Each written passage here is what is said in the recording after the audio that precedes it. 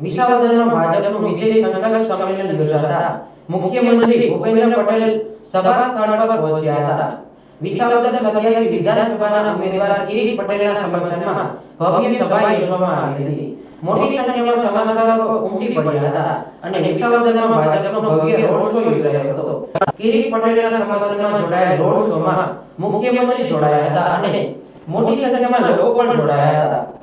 મુખ્યમંત્રીએ તમામ લોકોનું અભિવાદન ઝીલ્યું હતું। બાદમાં કિરીટ પટેલે ઉમેદવારી ફોર્મ ભર્યું હતું। પ્રાંત કચેરીએ ઉમેદવાર કિરીટ પટેલે વિજય મુહૂર્તમાં ફોર્મ ભર્યું હતું।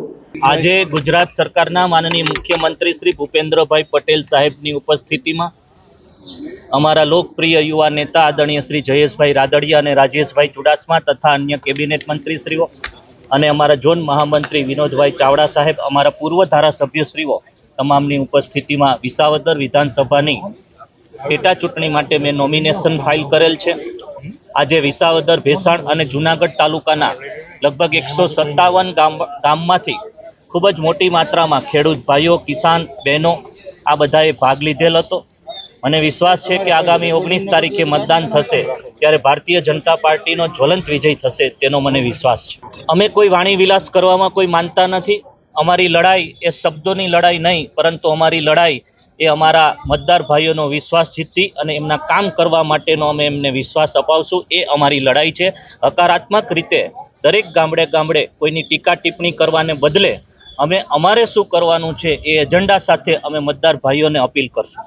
રાજ્યના મુખ્યમંત્રી ભૂપેન્દ્ર પટેલ, પ્રભારી મંત્રી રાઘવજીભાઈ પટેલ, કુંવરજીભાઈ બાવળિયા, સાંસદ રાજેશ ચુડાસમા, ધારાસભ્ય સંજય કોરડિયા, અરવિંદ લાલાણી, ભગવાનજીભાઈ કગડિયા, દેવાભાઈ માલમ, જયેશભાઈ રાદડિયા, પૂર્વ ધારાસભ્ય ભૂપેન્દ્ર ભયાણી, હર્ષદ રીપડિયા, કનુભાઈ પાલારા, ચૂંટણી ઇન્ચાર્જ કમલેશભાઈ નિરાણી સહિતના નેતાઓ ઉપસ્થિત રહ્યા હતા।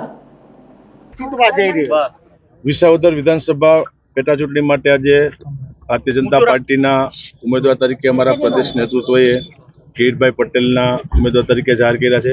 માનનીય મુખ્યમંત્રી શ્રી ભૂપેન્દ્રભાઈ પટેલની ઉપસ્થિતિમાં, હજારો કાર્યકર્તાઓની ઉપસ્થિતિમાં આજે પહેલા વિજય સંકલ્પ સંમેલન, બાદમાં રેલી અને આજે ઉમેદવારી પત્ર ભર્યું છે।